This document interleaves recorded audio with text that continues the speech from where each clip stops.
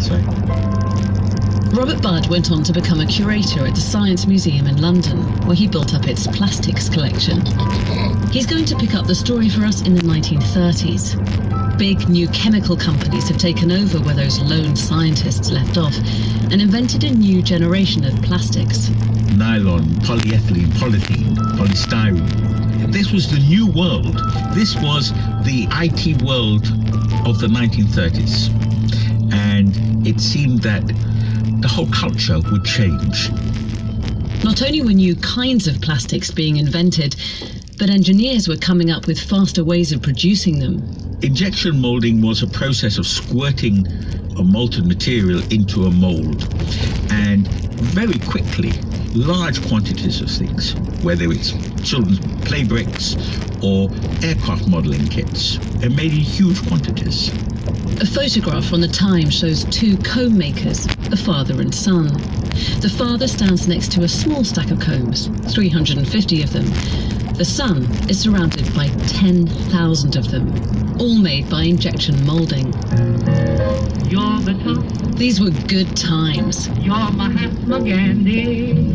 You're the top. Plastics were getting cheaper and cheaper and seemed to be everywhere, in department stores, magazines, films. You're the National Gallery, your garble salary, your cellophane. Cole Porter even sang a song praising the virtues of cellophane. Plastic held out the promise of a shiny new world that would cater to our every need. But it was not yet to be. But if things behind the bottom, you're the top.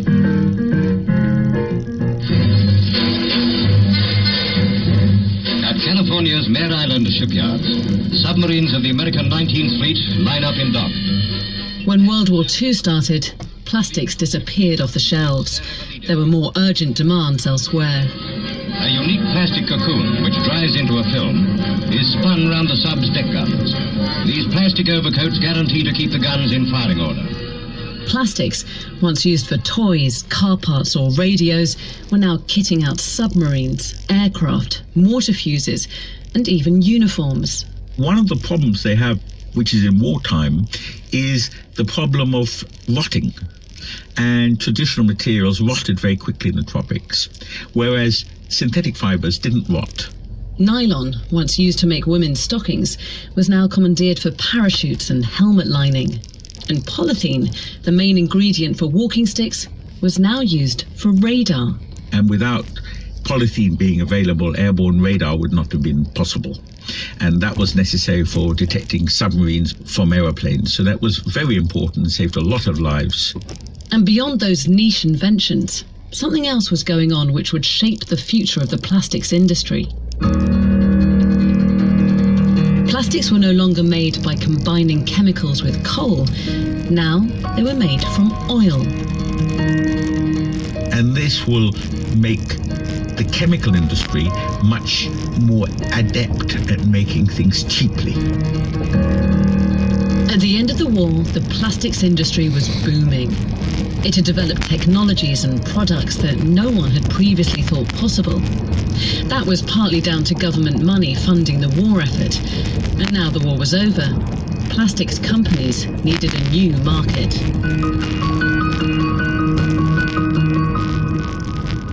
Part 3. Damp Cloth Utopianism.